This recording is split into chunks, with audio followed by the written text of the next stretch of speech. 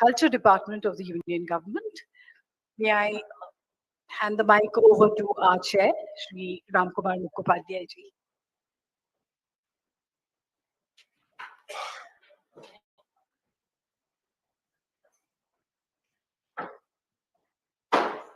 Good afternoon to everyone. There are 5 short story writers in these sessions, and we have 90 minutes in our hand.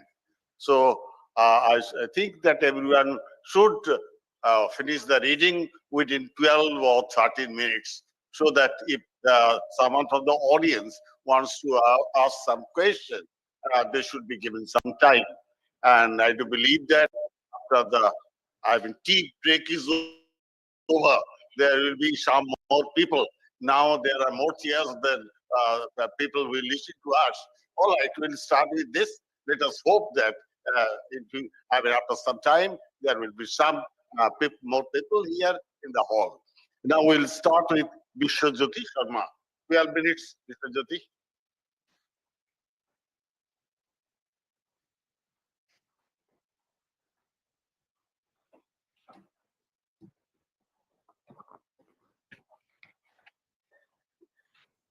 Respected chair of the panel, respected panelists, and ladies and gentlemen. I'm going to read my short story, The Bid. Bids everywhere. Bids of money, bids of time, bids of life, bids of states and women. Had Yudhishthir not bidden, Sakuni would not have succeeded in his urges. Had not been there the great Dharma Yuddha of Mahabharata. The soil of greater India had not been moistened with the blood of many great soldiers. Even today, it is in practice. No one thinks about its consequences. If someone someday gets palsied for this acute intoxication, someone backs someone and some other do late. Dreams break, life hacks, and war cease. Musing all these, we reached Garchu. From police point, we were advancing in 2 rapidos. We mean my son and I. Destination Barsapara Cricket Stadium. The rapidos were just for their namesake. That day, the traffic was busier than the usual. After 4 years, an international cricket match was hosted in Guwahati. Not only this, it was a T20 match. All the tickets were sold off just after a few moments of online opening. Subsequently, bought 2 tickets in black market in their double price. While coming to Guwahati, I had already buried my age-old ideology that I never had wanted to enjoy a cricket match in the stadium. The faces of my favorite batters on a 22 gauge pitch would not be perceived from the 80 to 100 meter away stand. So, how could a 150 km per hour ball be seen with naked eyes? Instead, the pleasure of watching it on a 42 inches LED TV with coffee in front, ideally slanting against the headbox with a Lucretian bleacher on the cozy bed, was something different. To get this idea amended, I wasted almost 20 years of my life. A seat had seized me like a leech of skin. More of the rapidos advancing, the more retardation and temperature were increasing. It was a forecast of high favor of cricket. With the vehicles, the pedestrians were also trying desperately to reach the destination. Every close proximity to the stadium was displaying such more sights. Some more enthusiastic ones, standing with colors and brushes in hand, were painting Indian flags on the cheeks of some of the supporters. Some of them were getting painted the faces of their favorite cricketers on their half-naked bodies. The common people, although with different ideas of ideologies in social media and public places, were in uniform of blue that day. I soliloquized. The crippled Indian society under nasty politics, different social rules, and religion was united that day, at least for a ball and a bat. People of different parts of the state were making a black hole situation in front of the stadium gates. Some familiar faces I could recognize. One of them was my friend Dipankar. He has been keeping a warm friendship with me without any condition since childhood up to this age. So we don't meet most often. Our contact over mobile phone is almost regular. Dipankar's son Rahul was pursuing master's degree.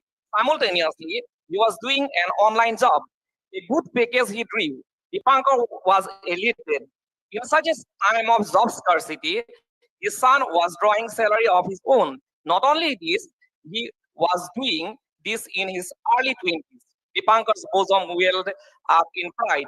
His son was a good stock market trader.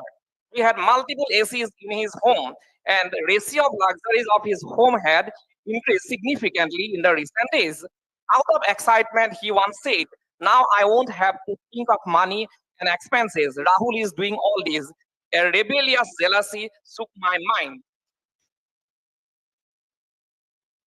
These matters are discussed in our home too. Abhijit also becomes desperate to earn a sum of money, ruminates about betting, trading, bidding, etc. But what else? I'm just a middle-aged, outdated fellow. Papa, you don't understand. You can earn up to 1 lakh in just 10 minutes. What do you mean? Is so easy to earn money in this world? Yes. Suppose India will take on Zimbabwe. Who will win? India. Everyone knows. Okay. Your answer is not the absolute. How? Because cricket is a game of uncertainty. Though India will win, as everyone predicts, everything will be normal. If Zimbabwe wins, there will be a chance, though very unlikely, and betting is fixed on it.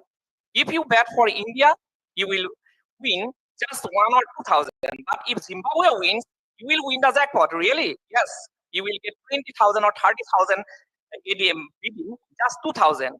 It's not a fairer than a gambling. It is the problem of your generation. It's betting, Papa, not gambling. How dare you think so mean? You still don't understand, Papa?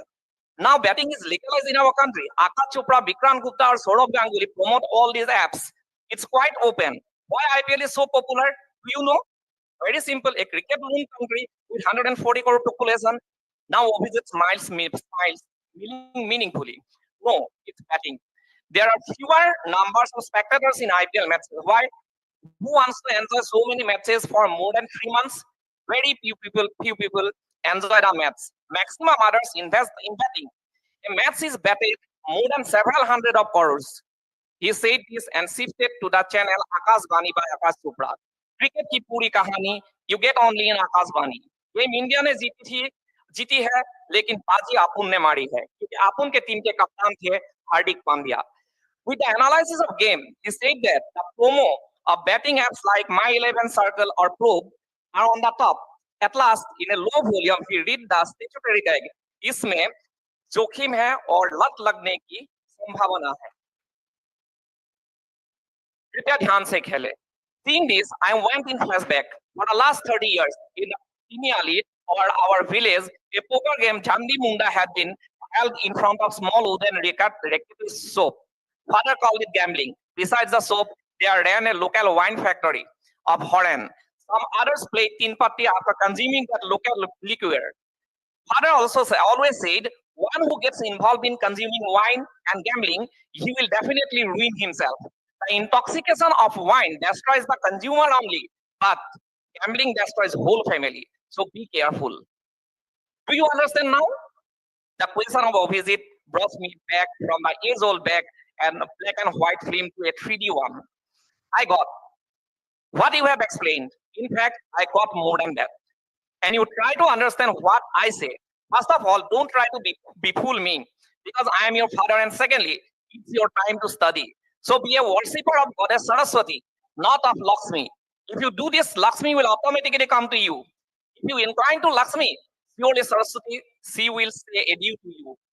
After a long awaited half an hour, we entered the azal of shops and houses. Cars could not enter. Even the bikes could hardly make any progress.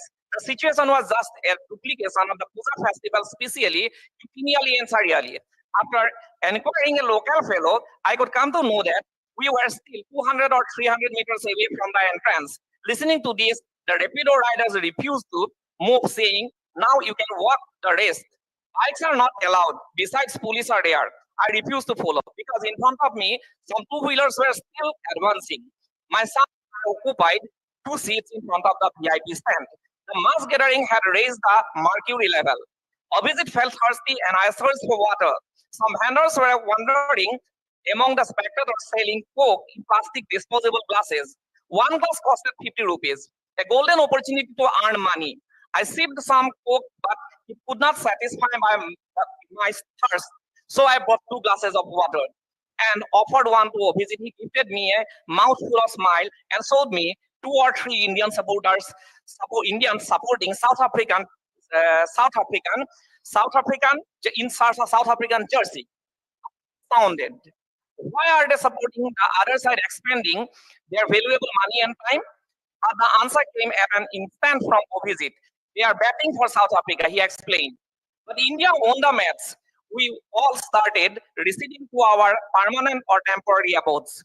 After a prolonged 8 hours of entertainment and surprise, I was trying to relax beside a visit in my hotel bed. In my dream, I stepped in a world of fantasy in which the shouts of the spectators, a high volume of DJ, a lesson of Deepak and his friends, hitting of sixes and fours by Virat Kohli and Rahul, Abhijit's unjustifiable attraction for beating, etc., came randomly overshadowing the other, intimidating my stream of thoughts. The prosaic ringtone of the mobile phone fell on as an anticlimax. I became a sudden fear stricken. Who could it be? It was almost 1 hour and a half past midnight. With an irritating and fleeting look in the face, I advanced my right hand towards the dressing table to receive the phone call. Oh my God, it was my elder brother in such a late hour.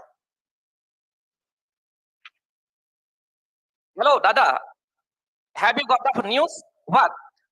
A boy in our neighborhood will be arrested soon by the police. Who and why? I don't know about the boy. I have been just informed by the sub-inspector Raman Duara. Please be literal and explain me straight who will be arrested and why he will be arrested. And most of all, why are you telling all this to me in this midnight? The police have kept all this as secret. The clue is that the boy is now in Guwahati. He has gone to watch the cricket match between India and South Africa. Be frank, my brother, and tell me 2 things. First, who the boy is, what is his crime, and why are you telling all this to me? Look, I have got secret information, and out of excitement, I told it to you. Besides, you are also there watching the match. What is his crime? Some online betting kind, and that fellow hacked someone's bank account. My heart sank. I looked at Abhijit. He was in sound sleep with the mobile phone by side. Should I ask him? Was there by a ghostly quagmire of thoughts which had no rhythm, no meter, no music, or no words to express? As I could not vent out anything, I tried to fall asleep. Waking up at dawn, I picked up the mobile phone almost in a frenzy. Already 3 missed calls shown in the screen. It was already a 9:15. With humble fingers, I scrolled the mobile phone to check the WhatsApp messages in a preoccupied concern. A video from my brother. I clicked it. Rahul had been arrested. It was evident in the clip that he was no other else but Rahul. The news with that described everything. In the news, Dipankar had also been questioned regarding the upbringing his child and his social status. I sighed a long relief. Abhijit was still sleeping. I looked at him with affection and some intricate feelings that I can't explain. My mind was occupied by some hedonistic as well as engulfing griefs. Thank you.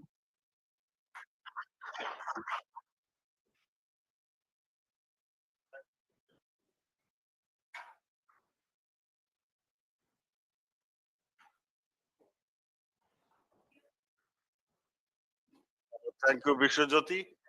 He writes in Assamese, and you know that there are so many eminent writers in the Assamese language, like Indira Goswami, Birendra Kumar Bhattacharya. They are very renowned Assamese fictionists, and Bishwajyoti is a very storyteller. His thought making, characterization, all these are very important, significant, very alluring. So we have liked that story.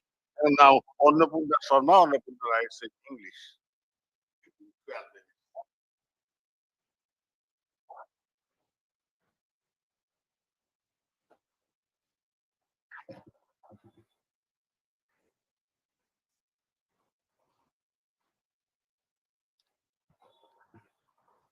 Respected Chair, panelists, and audience, good evening to all of you.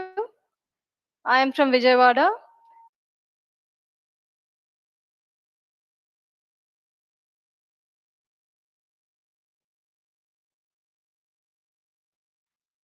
Feel I am also a part of it.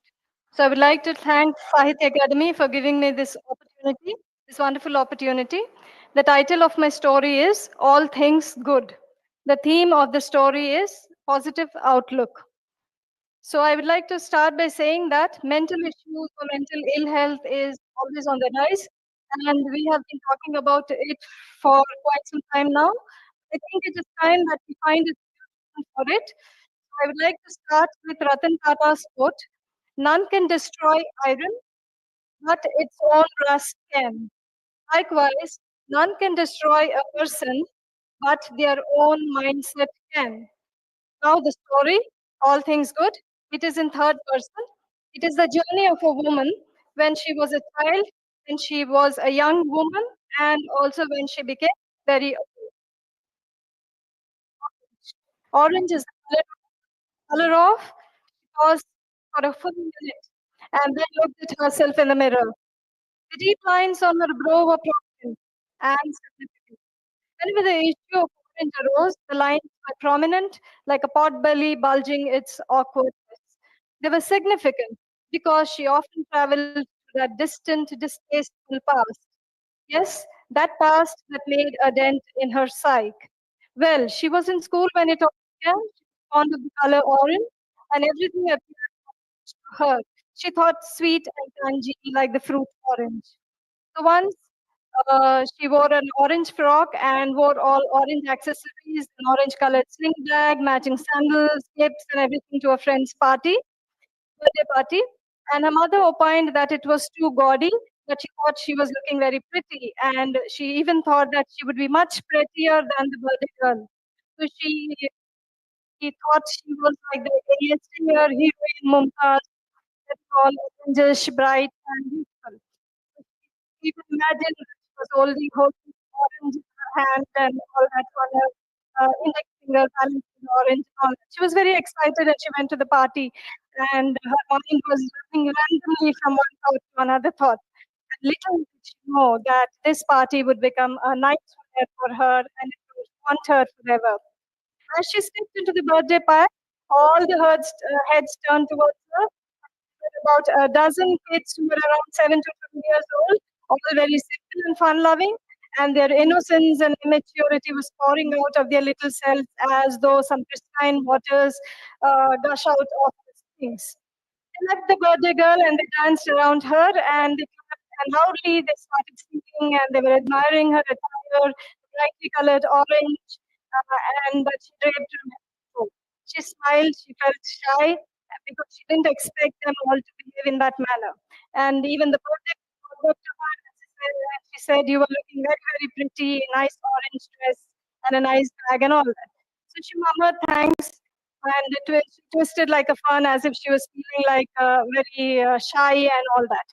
And then there was this big girl called Roma who was very huge for her age, and she said, "What's so beautiful about her?" And her voice was so loud that the others stopped clapping and they looked at her. And when she said, "She's like a sannyasi, you know, those nomads who wander aimlessly singing like mad people wherever you see them." And Roma started laughing, and her laugh echoed in the silent room. And there was this another girl who said, "Sannyasi, I have never seen a sannyasi before." And then another girl say, well, Roma says, "Well, see, now then, they're all dressed in orange colored clothes and all that." When someone asked, "Why orange?" "Because orange means no life, like all of us have." Then another asked, "What no life? What do you mean?" Then you mean she won't dance, she won't sing, she won't play like us. Then another studious girl asked, "Then will she read and write like all of us?" "Oh, what a relief. No need to study at all," said another backbencher. So like that, there was a lot of people saying lots of things. And Roma said she's like those sadhus outside temples with beads around her neck and all that. So she looked at herself. There were indeed beads, orange-colored beads, and when she thought she was very beautiful. Now she felt the beads were like a noose around her neck. So someone said, see, a solitary poor girl, and everybody started thinking in that manner. When everybody was saying all that, they were all nice and pure at heart, without, they don't even know what they were saying. They just said whatever occurred to them. But immediately the whole ambience turned pathetic and tears dripped down her eyes. And she thought that orange was a very bad color. And she returned home. She threw all the things that she had, orange colored things. Her mother slapped her. And she, in her sleep, she was seeing all her friends running wildly around her and calling her different names, calling Sadhu and all that. So the next morning, she had a very high temperature, and whatever her parents did, she didn't, like, her temperature didn't abate, and tears were continuously flowing, and she didn't want to go to school. And it took a lot of effort on the part of her parents and teachers to convince her that she has to go to school. They changed the class section and all that. And she was very hurt deeply. And since then, this orange color, everything orange, everything and anything orange was consciously removed from her life. And this happened when she was a child. And several years later, when she was a young woman, when she applied for a job as a communications assistant at a business firm, they were testing her communication abilities and they asked her to speak on the word orange. Just for a minute, they asked her to speak on the word orange, and she was unfast. But she had to speak. So she said, "Orange is fruit. Orange is it's in our tricolor. Orange is in our national flag. It is saffron." And then she didn't know what to say, and she stammered. She saw all her friends around her and all that, and calling orange, orange, orange. And then she stammered and she walked out in a daze. And much later, she saw that the logo of that company also was in orange color. But she was very thankful that she didn't get that job, and she was happy. But after 50 years, what happened is, like, all this while she has been removing the orange color, was completely removed from her life, and but no one noticed that she was consciously removing the orange. She did not have an orange dress or orange sari or anything orange accessory, anything in her life. And she also developed an allergy towards fruits. So she would constantly sneeze and have itchy rashes all over her body. And her family and friends thought it was natural to hypersensitivity. So, but they didn't think that this was like a subconscious and unseen war with the color orange. So no one thought that. And at 50 years, she was in a fix. Why? Because with all her children settled comfortably in their lives, she had ample time to herself, and she was here to teach at preschool. She thought she would teach small kids. And then she was given her first assignment, and she was very excited about it.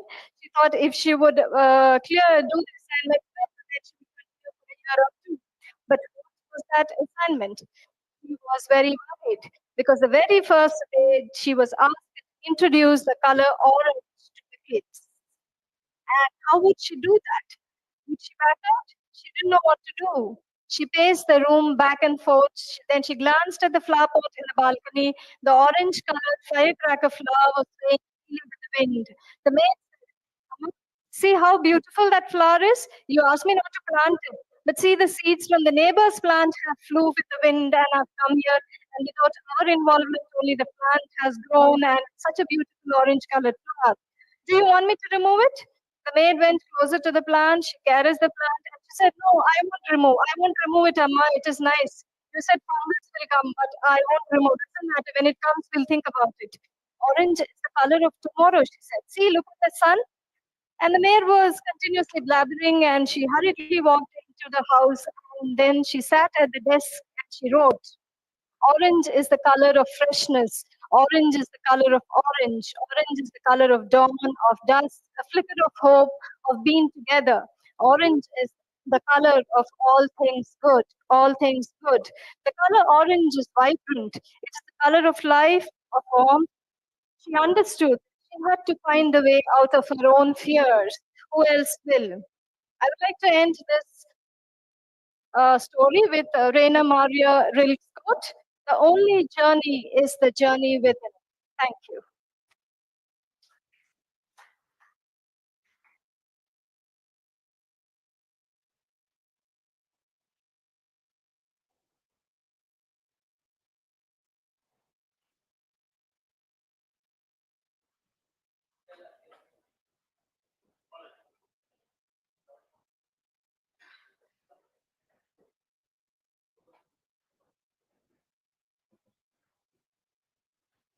The mic is not working, so I am here once again.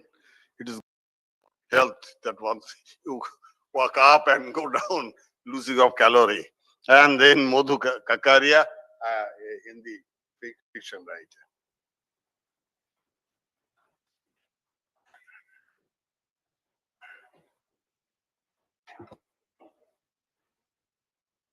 आदरणीय मंच और साथी, पहली बात मैं हिंदी वाली हूँ, तो मैं अपनी कहानी हिंदी में ही बोलूंगी। दूसरी बात यह है कि मुझे समय तो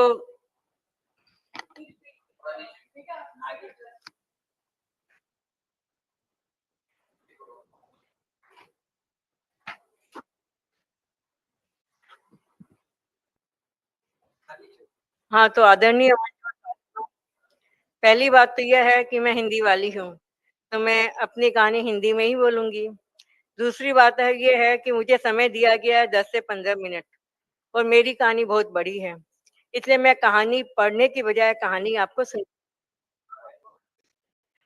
तो ये कहानी है मेजर विशाल राणावत तो को ज्वाइन करते हैं। तो एक मारवाड़ी व्यवसायी परिवार से और परिवार के विरोध के बावजूद वो इंडियन आर्मी ज्वाइन करते हैं, क्योंकि उनका सपना होता है कि वो एक समर्पित अफसर मेडिकल ये आर्मी अफसर बने। और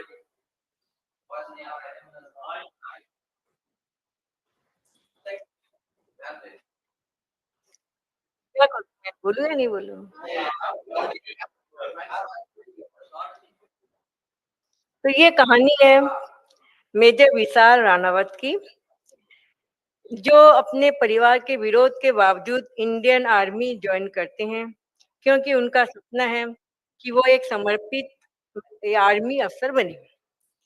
और वो कई साल आर्मी में बिताने के बाद जब वो मेजर बन जाते हैं, तो उनका ट्रांसफर पहली बार कश्मीर में होता है। कश्मीर की आरआर पोस्टिंग में, जो कि भारत सरकार की सबसे खतरनाक पोस्टिंग होती है, क्योंकि वहां पे उनको आतंकवाद का सफाया करना होता है।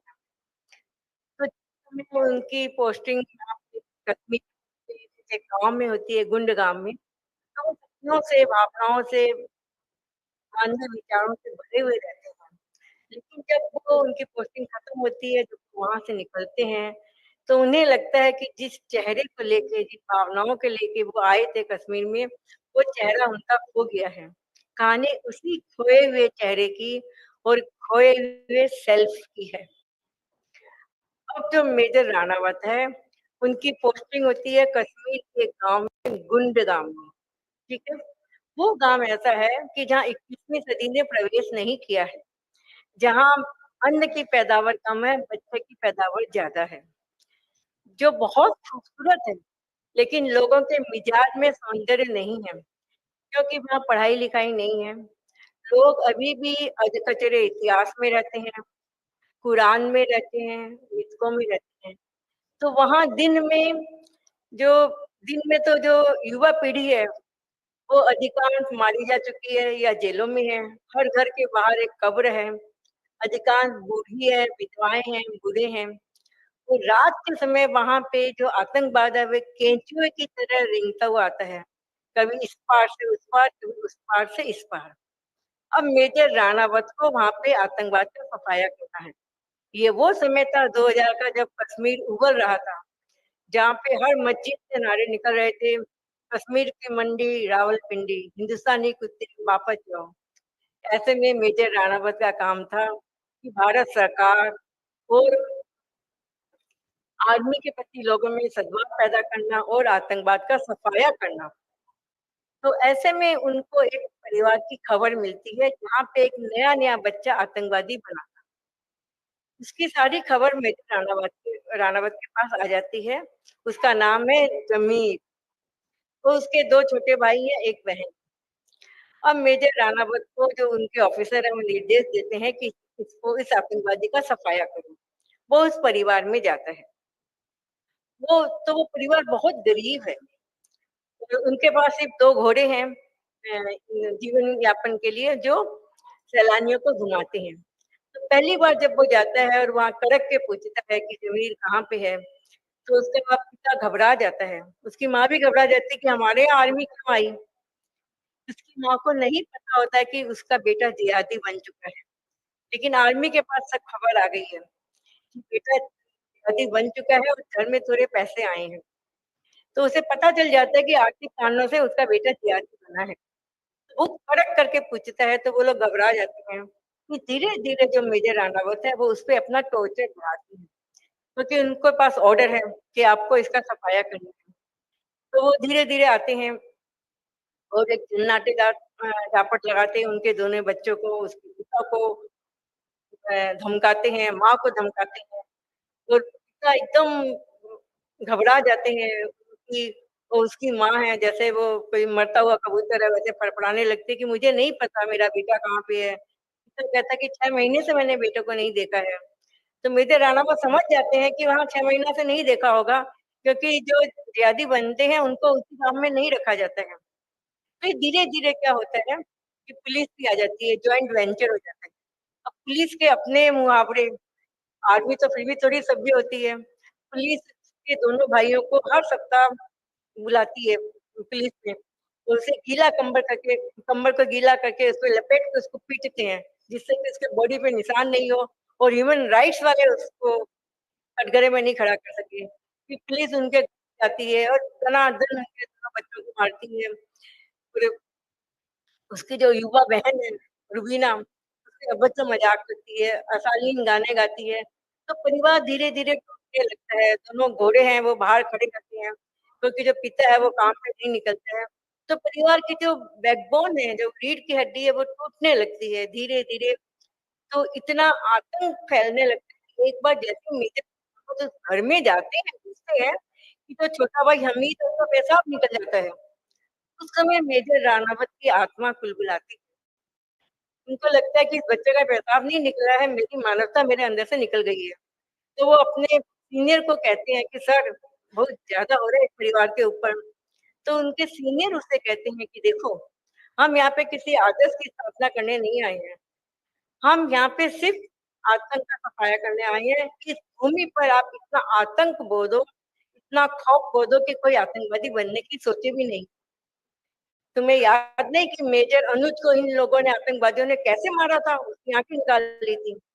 तो मेजर राणावत कहते हैं कि सर किसके अपराध का ये सजा आप किसको दे रहे हो? जो उसका ऑफिसर है वो समझ जाता है कि मेजर राणावत के अंदर कुछ हो रहा है।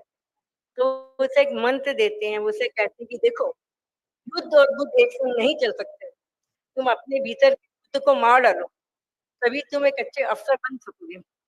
अब होता क्या है कि उस जो मेजर की अंतरात्मा है वो घायल है। वो नहीं चाहता कि इस परिवार पे और जुल्म करे और मारे, लेकिन जो अफसर है उसका ऑर्डर है कि आपको इस परिवार को एकदम तोड़ देना है। इस हद तक तोड़ देना है कि वो खुद ही बोले कि हाँ, ये मेरा बेटा यहाँ रहता है, किसका ये ठिकाना है। फिर वो अपनी माँ को एक दिन कड़क शब्दों में कहता है। जब भी उसकी आत्मा कुलबुलाती है, वो अपने को समझाता है कि युद्ध और बुद्ध एक संग नहीं चल सकते हैं। तो वो उसका एक मंत्र हो जाता है कि उसकी घायल आत्मा को वो मलहम पट्टी करता है। ठीक है? फिर वो एक दिन उस परिवार में जाता है। उसी समय क्या होता है कि कई वारदातें होती है, कई मेजर आतंकवादियों द्वारा मार दिए जाते हैं, तो उसपे दबाव और बढ़ जाता है कि तो आप लोग गिरफ्तार करो या खत्म करो। तो वो उसकी माँ को एक दिन कहता है कि देखो, तुम्हारे पास 2 ही विकल्प है। जमील तो देर सवेर मारा ही जाएगा, क्योंकि आदमी को पता चल चुका है। लेकिन तुम चाहते हो कि तुम्हारा बाकी परिवार बचा रहे। तुम देख रहे हो तुम्हारे बाकी दोनों बच्चों की हालत क्या हो रही है, उनकी हड्डियाँ निकल गई है, तुम्हारा पति काम पे नहीं जा रहा है, तुम्हारी बेटी एकदम सूख रही है। तो तुम्हारे पास एक ही विकल्प है, या तो तुम जमील को मरवा दो या तुम अपने परिवार को बचा लो। उसको विकल्प कहते हैं। तो वो एकदम उसकी आत्मा एकदम फड़फड़ाने लगती है माँ की। वो कानों पे हथेली रख देती है कि नहीं, मैं जमील को नहीं मरवा सकती। लेकिन धीरे-धीरे ये होता है कि परिवार टूटने लगता है, टूटने की कगार पे पहुँच जाता है। तो एक दिन जब वो मेजर राणावत वहाँ पे घूम रहा होता है, पेट्रोलिंग कर रहा होता है, तो माँ उसको बुलाती है। वो बुला के उसे कहती है कि कल वो आ रहा है।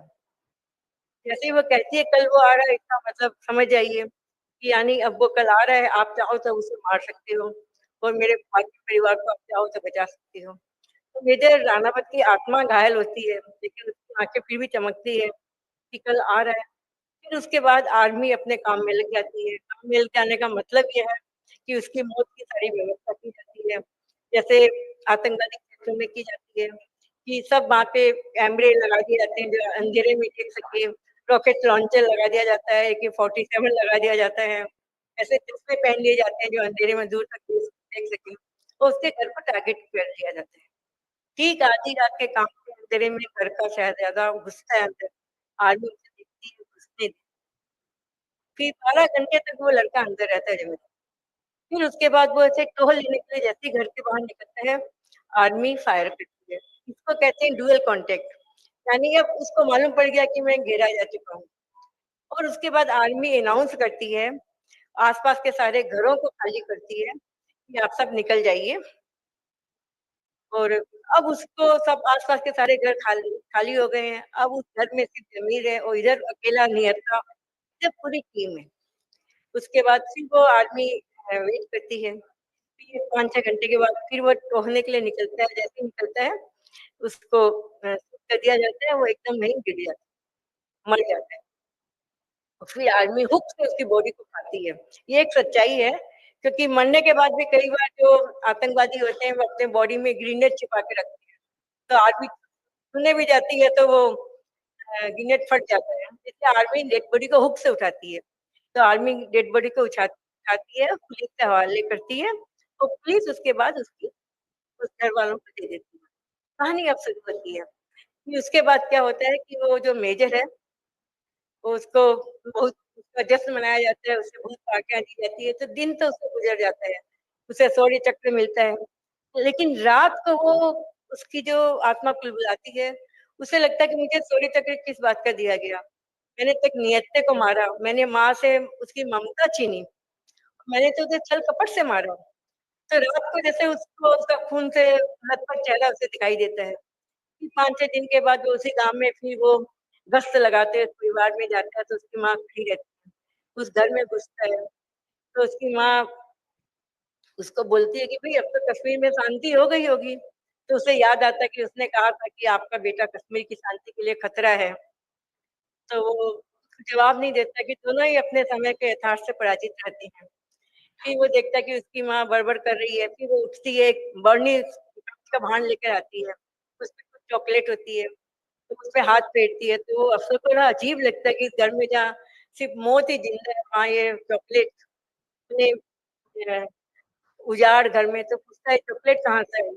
तो कहती है कि मेरे बेटे को बहुत प्रिय थी ये चॉकलेट, और जब मैंने तुमको कहा था ना कि वो आ रहा है कल, तो मैं चॉकलेट लेने गई, तो उधार पैसा लेके चॉकलेट लेकर आई थी। तो पूछता है कि क्या तुम्हारे बेटे ने चॉकलेट खाई? तो वो कहती है हाँ 2 चॉकलेट खाई, मैं 10 लेकर आई थी, 8 है। बोला कैसे पता, तुम्हारे दोनों बच्चे भी तो खा सकते हैं।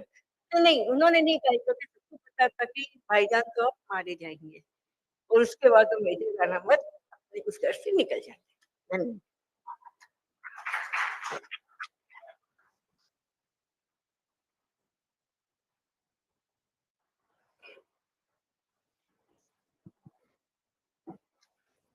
Writing short stories, that is a new phenomena.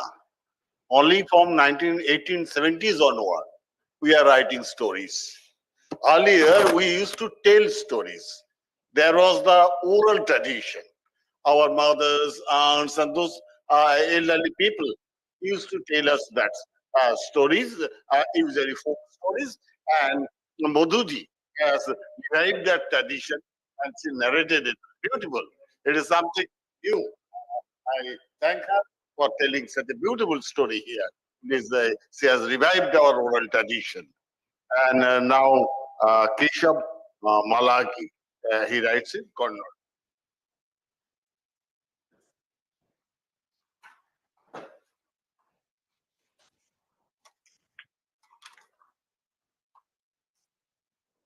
Good evening.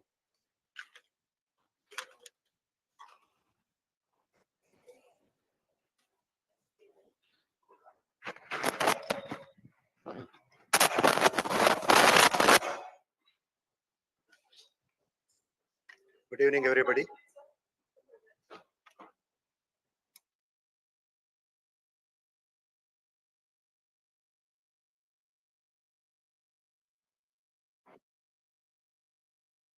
Good evening. Story of my story title is An Evening of Magha. Magha is a month in Hindu calendar, which the title of the story is An Evening of Magha.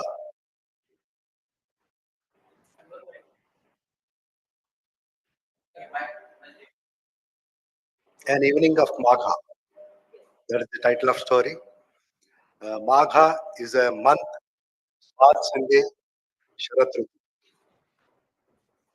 The fear that this echo हो रहा है भाई?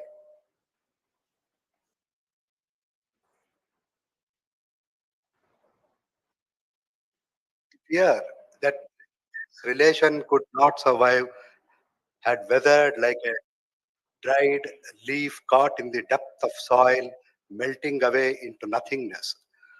Time's cruelty had made it impossible to preserve the bond. Yet, as they say, it is not the experience that is sweet, but the memory. Nothing could be forgotten. In life, whenever a crisis arose, suffocating like scorching summer heat, a divine breeze would sweep in, filling the lungs with the will to live, regenerating the face, body, and mind. It gave the strength to rise above moments of despair, shoulders of burning, and to the march forward. Old memories were unraveled thread by thread, woven into nets, undone, and then knitted back together.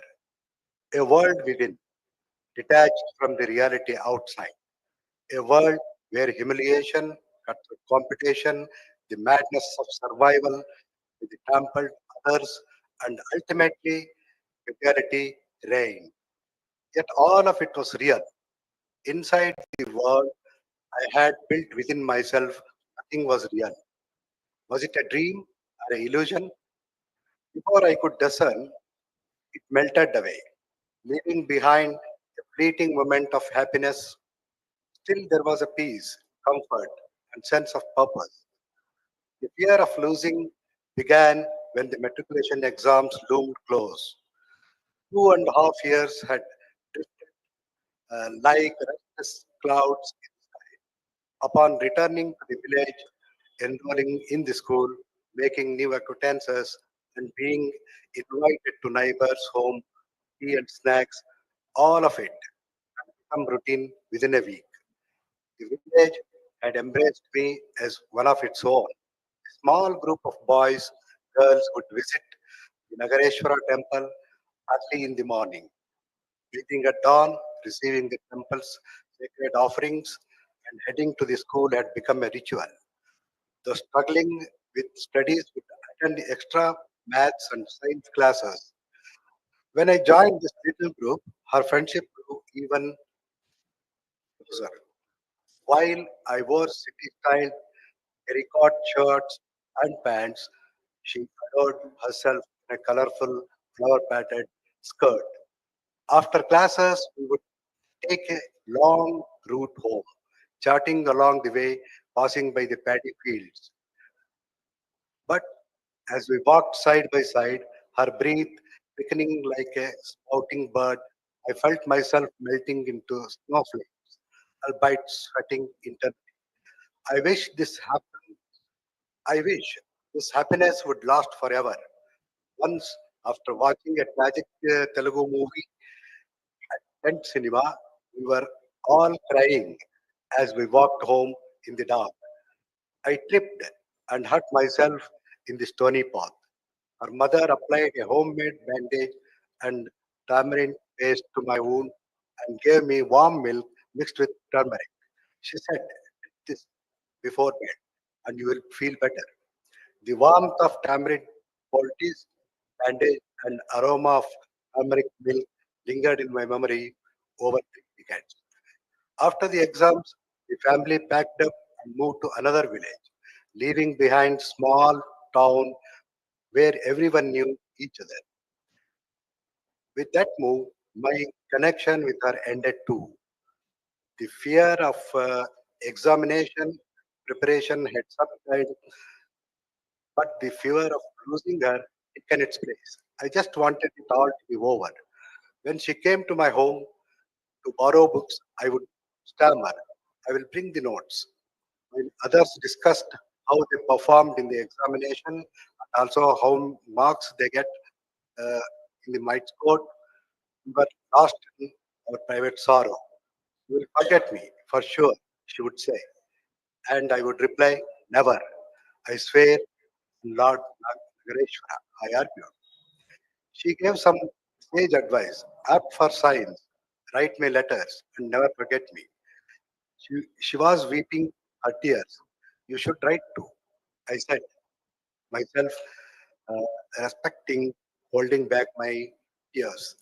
Now, along 30 years, I navigate life, all the problems, growing belly, office politics, and rare promotion. But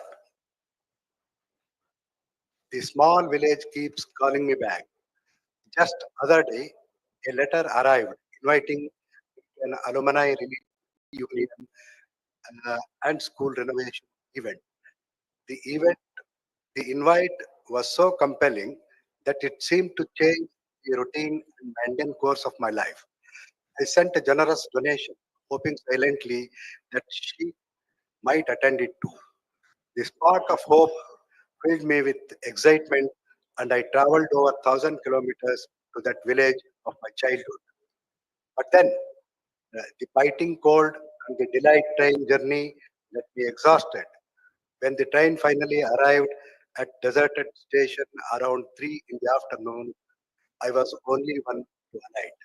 I hadn't taken 4 steps when I heard the voice. You have dyed your hair, you have put on some weight, but otherwise you are unmistakably same. I turned to see her, slim as ever, bare naked, without bangles, her hair graying, wrapped in a simple cotton sari and wearing Hawaiian slippers. She was smiling softly as she leaned against a pillar. Her natural stance and the smile hadn't faded. The charm of her aging face, it all seemed to be bridge a gap over 3 long decades. The train was so late. Who would wait? I sent everyone home. You must be tired now. Let us talk about your family later. Give me that bag, she said, almost snatching away. Seeing me stalled, she patted on my back, gently said, why are you so nervous? It's me. I have just grown old. That's all. Confident that I would follow, she led the way into village. Let us cross these jowar fields. I know you like the aroma of sintani, which is roasted young jowar cobs. Very much, she said. She went on chatting, unmindful of whether I was listening. Abruptly, I asked her, why did not you get married? This is my world. It's all here. The village, the school, the boys and girls.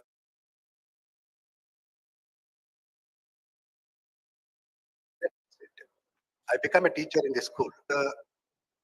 I was the one who tracked you down, searched for your address, and made sure that you got the invitation for the school function. I'm very glad you came. It seems now that I took all that trouble just to see you once. That is enough of me. Now tell me, what's your story? She said, turning around. All that seemed uh, come together now. Colors of delight and lit up on her face. Her innocent smile appeared to preserve years of wonder. Joy rushed to her face. But the chilly winds made but chilly winds made it even harder for me to comprehend what was going on. I was overcoming with sadness. I sank into the ground slowly, clutching the Joe stalk for support. We began to cry. The story is translated by Chikesh Bahadur Desai. Thank you.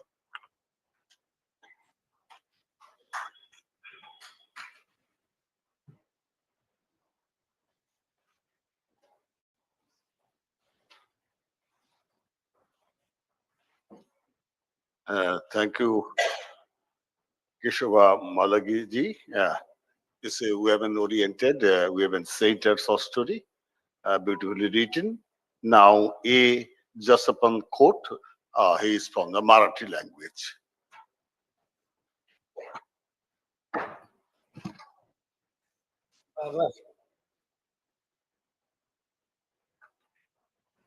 नमस्कार, मैं अप्पासाहेब खोत, महाराष्ट्र कोल्हापुर शाहून महाराज के नगरी से आ रहा हूँ।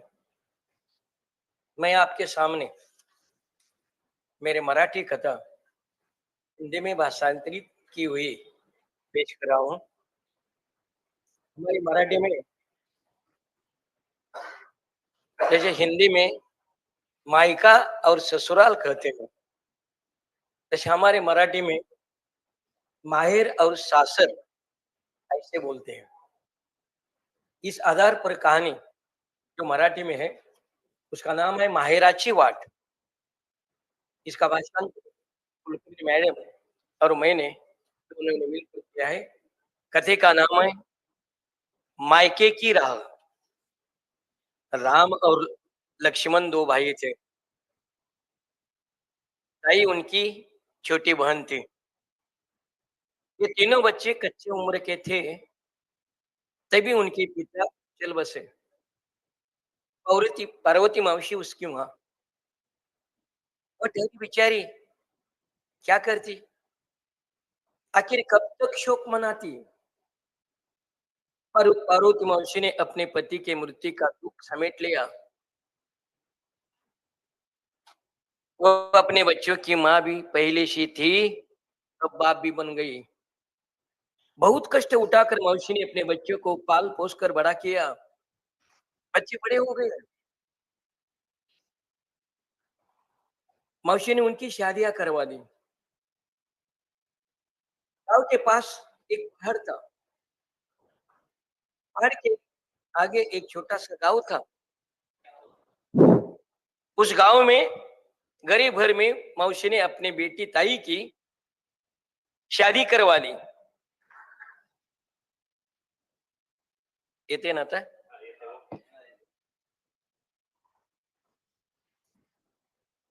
मौसी ने अपने बेटी की शादी करवा दी। अब अब मौसी की जिंदगी में खुशी के दिन आए थे। ऐसे ही कुछ दिन गए और कुछ साल भी गुजर गए, लेकिन तकदीर में और कुछ लिखा था। लेकिन तकदीर में और कुछ लिखा था। मौसी की बेटी ताई का नसीब बदनिसाम, ताई का नसीब बदनसीब। ताई के कुछ शादी के कुछ साल गुजरने के बाद ताई का पति अपने घर गृहस्थी और हमारा हरा भरा संसार अधूरा छोड़कर स्वर्गवासी हो गया। ताई अकेली पड़ गई। 6 साल 10 साल गुजर गए। मौसी अब मौसी की भी अब उम्र हो गई थी। वो बेचारी जिंदगी में अंतिम पल में आ गई। तब उसने अपने पास के गहनों का 3 हिस्से में बंटवारा किया। तो इसे बेटियों को देते हुए और संभाल कर तीसरा हिस्सा अपने बड़े बेटे राम के पास अरे काय होते? राम के पास मौसी ने दिया। उसे कहा, देख बेटा राम, तू बड़ा बेटा है, ये मेरी पूरी जिंदगी का नामत है, उसे संभाल कर रखना। और ऐसा उसे संभाल कर रखना और मेरे गुजरने के बाद मेरे ताई को दे देना। राम, ये भूलना नहीं। राम ने अपनी माँ को वचन दिया। दिन निकल पड़े और पार्वती मौसी बहुत बीमार पड़ी। उसे अस्पताल में भर्ती कर दिया। डॉक्टर ने बहुत कोशिश की, लेकिन डॉक्टर की कोशिश नाकाम हो गई। कि डॉक्टर ने कहा पेशेंट की उम्र हो गई है, उपचार के लिए उसका शरीर साथ नहीं देता, अब तो पेशेंट को घर लेकर जाओ, जितनी हो सके तो उसकी सेवा करो। आगे आगे तो ईश्वर की इच्छा। पार्वती मासी को घर लाया गया, 8 दिन बीत गए। इस दिनों में उससे कुछ भी खाया पिया नहीं। पार्वती मासी का हाल बेहाल हो गया। आखिर आखिर राम ने अपनी बहन को, ताई को बुलावा भेजा। ताई, माँ बहुत बीमार है, आ जाओ।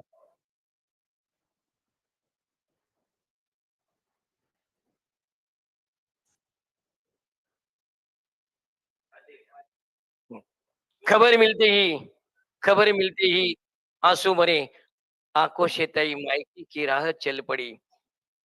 ताई आने वाली ये खबर राम और लक्ष्मण को, दोनों बीबियों को मालूम हो गया। तो दोनों बीबी ने राम और लक्ष्मण के कान भरे। वो बोले, उसने बोल दिया, सुनो जी, ताई को गहने देने की कोई जरूरत नहीं। हाँ, कोई जरूरत नहीं। उसे कहना गांव के पास की जमीन पड़ी हुई खरीदने के लिए माँ के तुम्हारे भी गहने बेचना पड़ा। दोनों भाई तो जीरे को गुलाम, दोनों ने अपने में बीबियों को हाँ में हाँ मिलाया।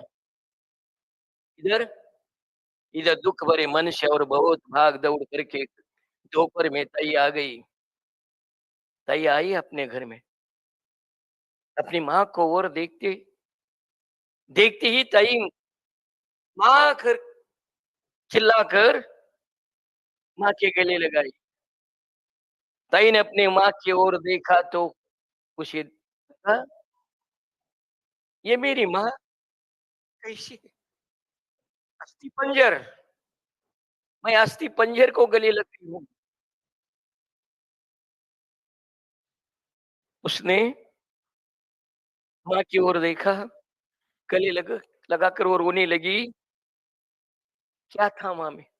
उसे देखने में कुछ नहीं था। देखा तो माँ की आंखें बुझी थी। माँ की आंखें बुझी थी, वो अस्थि पंजर हो गई थी। वो बोल भी नहीं सकती थी, सिर्फ सांसें चली थी। माँ के पास राम खड़ा था। उसने अपने बहन को कहा और माँ को बोल दिया, माँ देख, ताई आई है।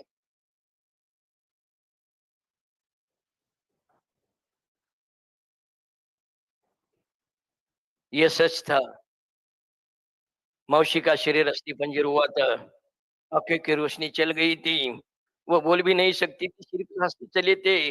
और हमने कहा आवाज की ओर, अस्थि पंजर माँ ने देखा।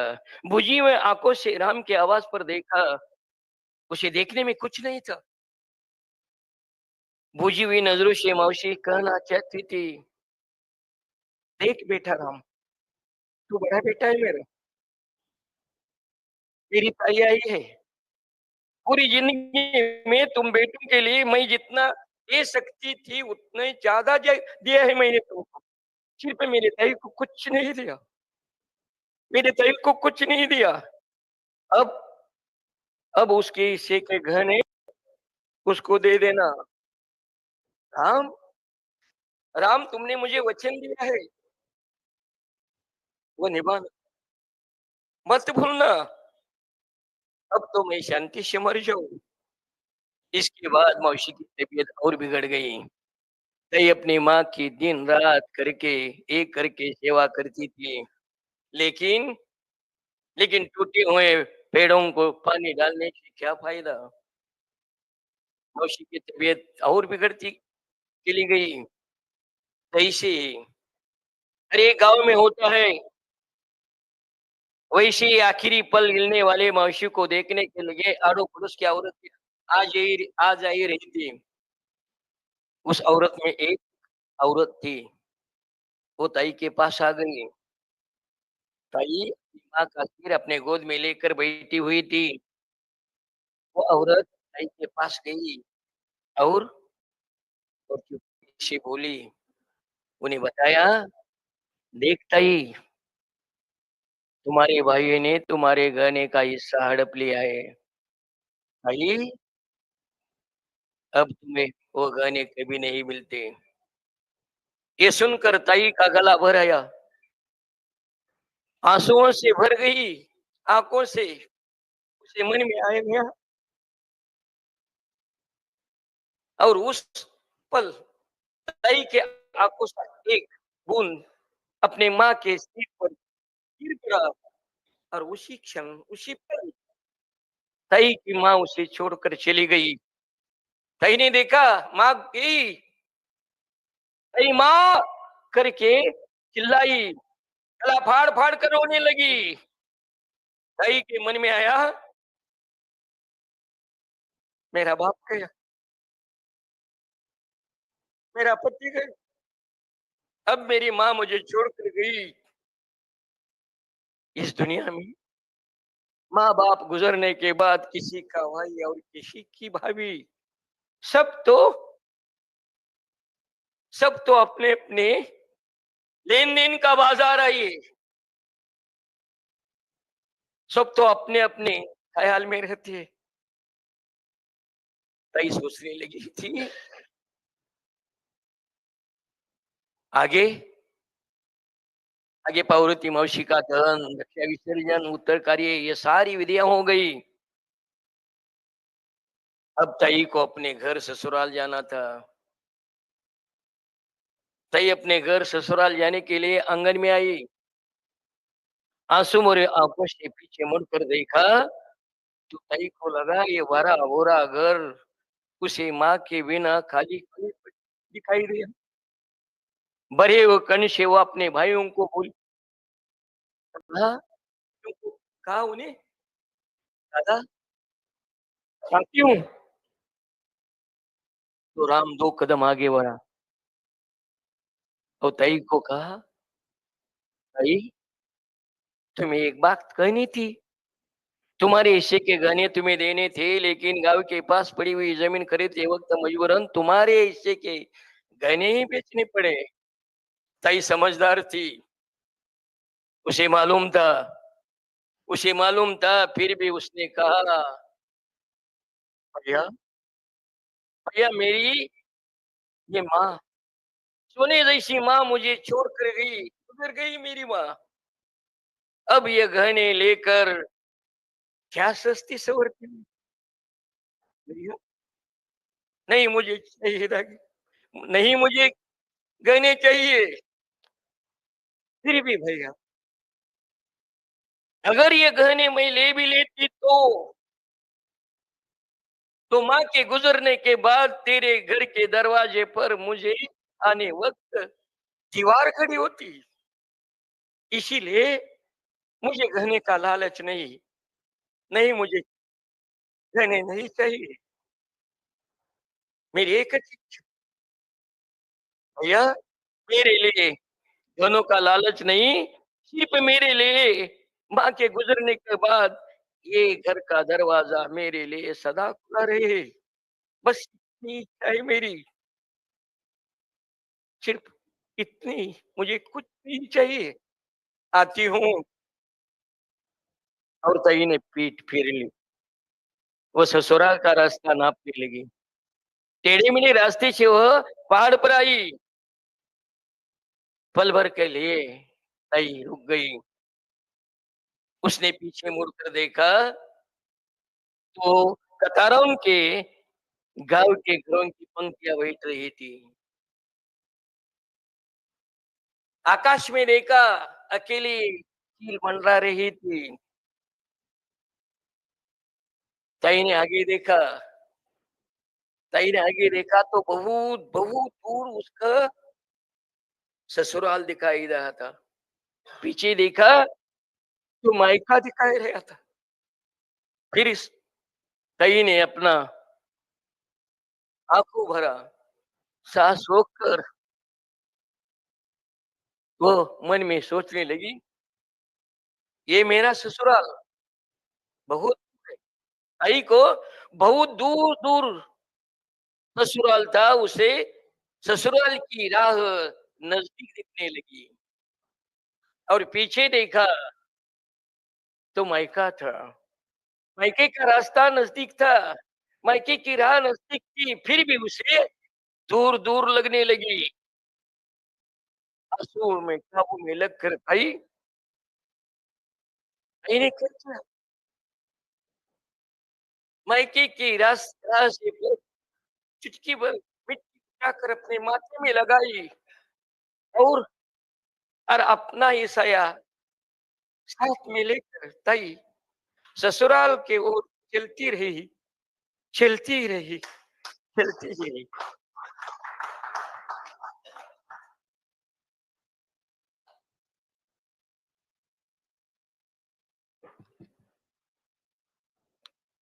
Joseph Kuti is not only an excellent story writer, but he is a very powerful narrator.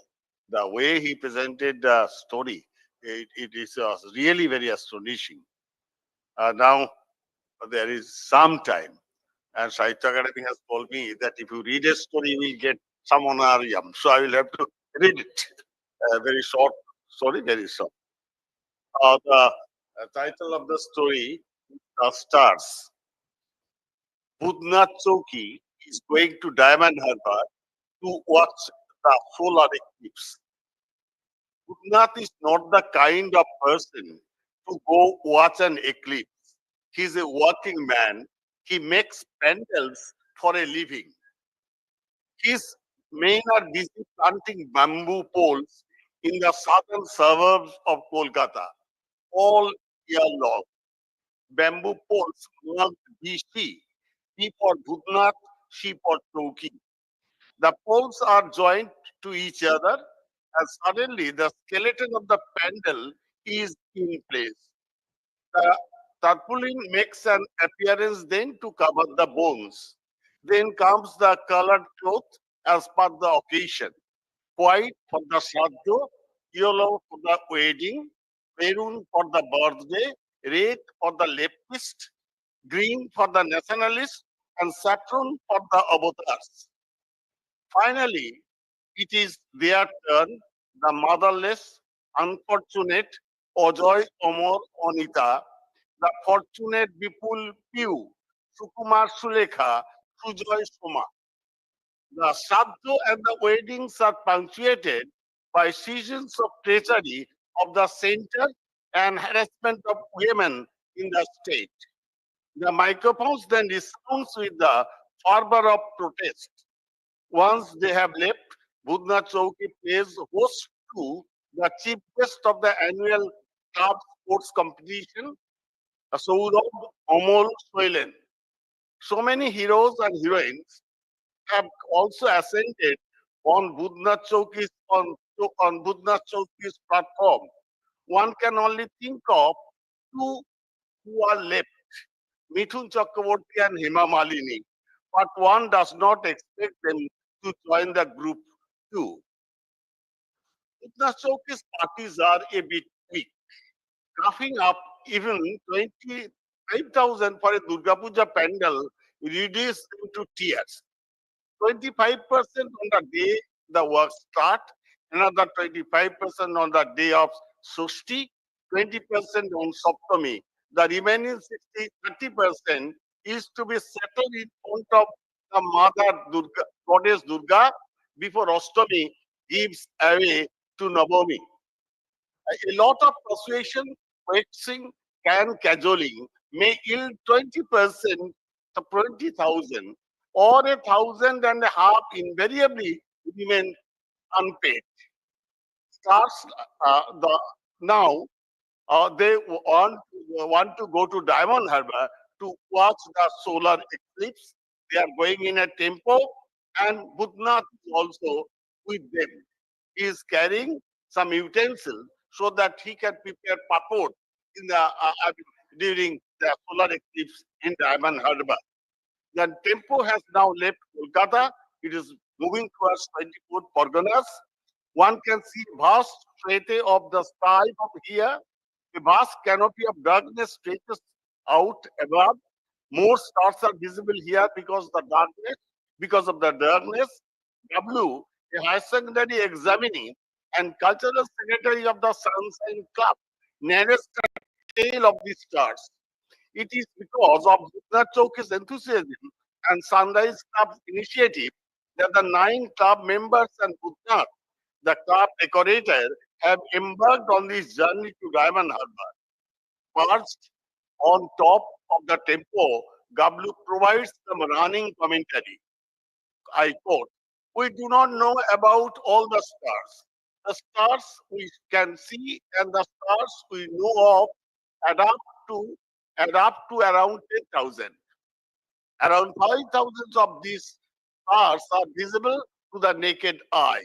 To see the rest, one needs the binoculars and telescopes." Bhutnath calls out to Vijay Rai, the Secretary General of the club. He says, "Here, pass me your telescope. Will you? Let me count the stars. Let me see if this W is fudging the numbers." Holding his telescope out, Vijay says, "Look through the narrow end. Otherwise, you won't be able to see the thing." Bhutnath says, "So what? Uh, so you have to see it from the if you have to see it from the other end if you want to see the telescope. No problem. Either way, you get to see either the telescope or the sky." Taking the binoculars off his eyes, Bhutnath says, I quote, "One of the stars is your mother, another your father. The death of every human being is marked by the birth of a new star."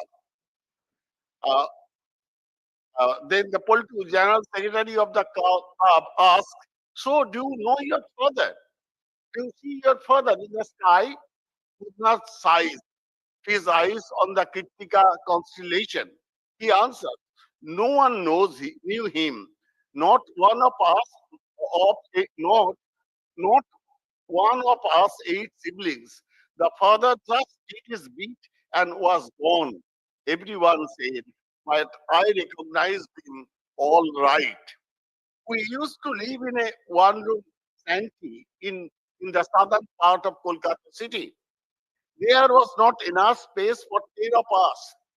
We the Pancha Pandava or the 5 Pandava brothers, leave early in the morning and spend the whole day wandering around. Somebody informed us suddenly one day that our father was critical. We ran back home. We beat our breast and cried, a stream of tears in our eyes, a fountain of laughter on our lips. What have we asked our father? What have you left for us, Baba? Stroking his beard, stroking his white beard, Baba pulled out a few strands, said Bhutnath. He gave one to each of us. 7 siblings wept on the strands of hair clasped in their hands. I stood in one corner, the strand of hair in my hand.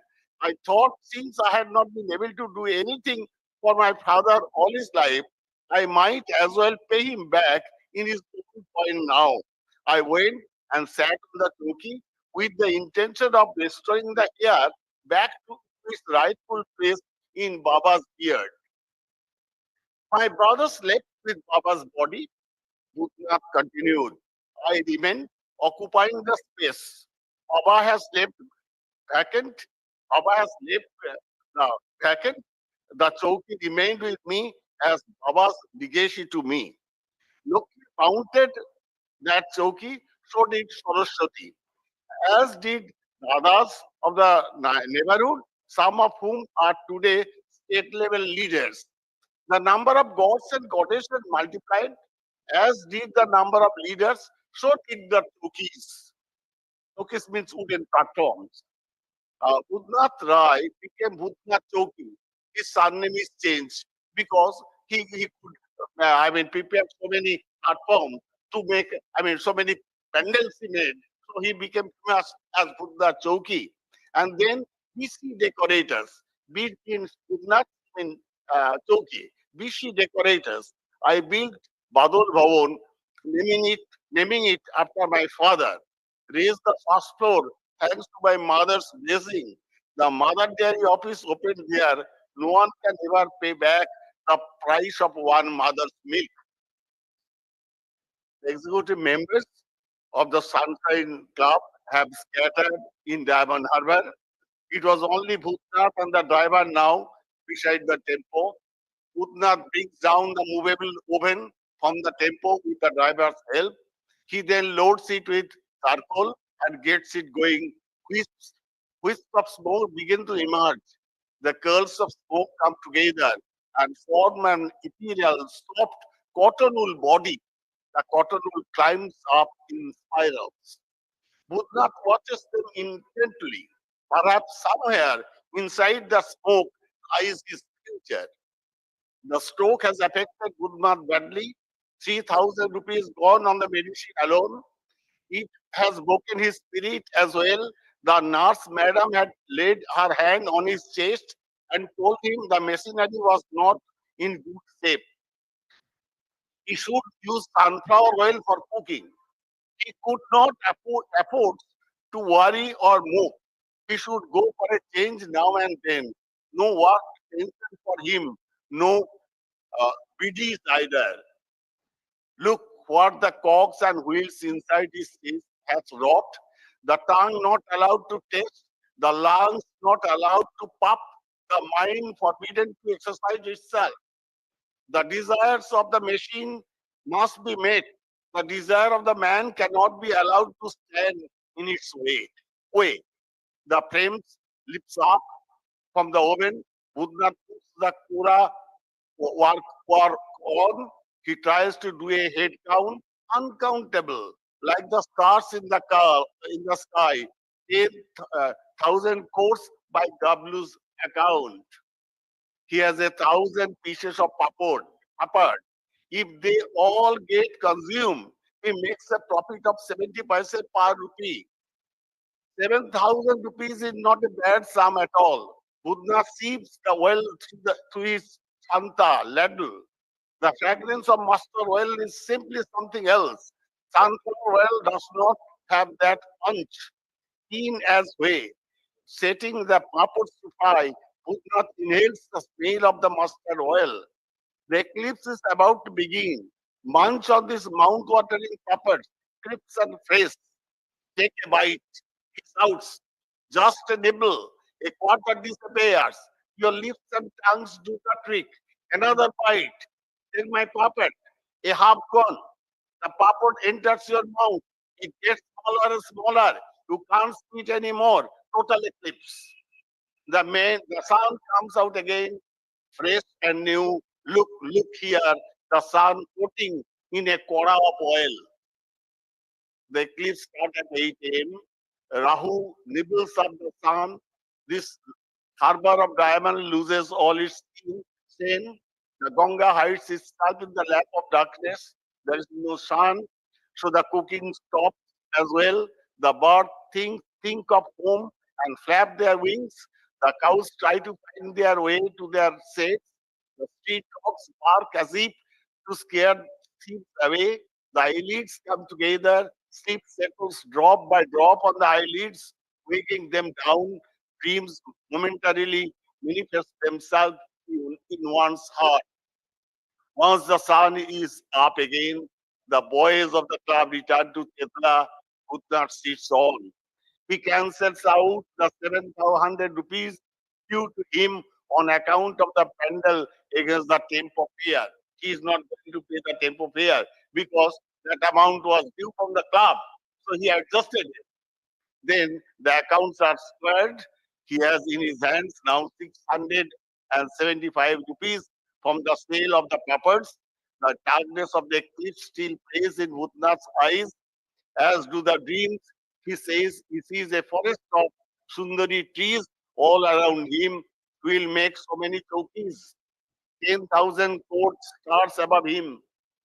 the benevolent gaze of his parents from the lap of the skies. He will meet Mithun Chakraborty and Hema Malini to mount his chowkis. Budna Chowki cannot die before getting those two stars down there. He will not die before that.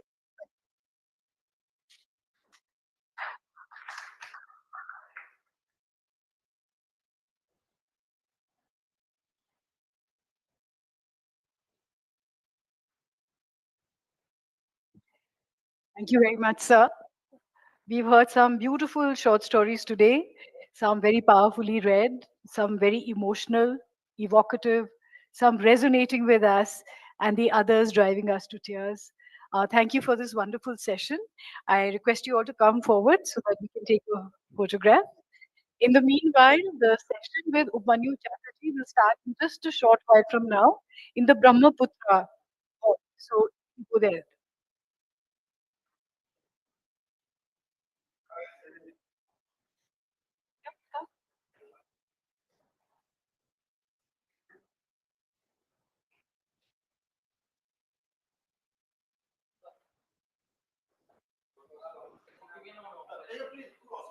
Okay.